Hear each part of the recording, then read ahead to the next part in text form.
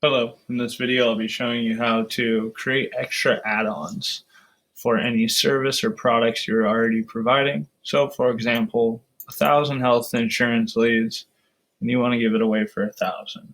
When you go down to extra services, you can click on add extra and say you want to give an extra 1,000 health insurance leads so the total would equal 2,000.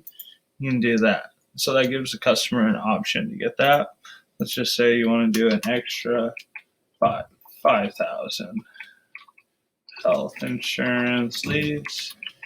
Total would be 6,000 since the first one you're already providing has 1,000 up here.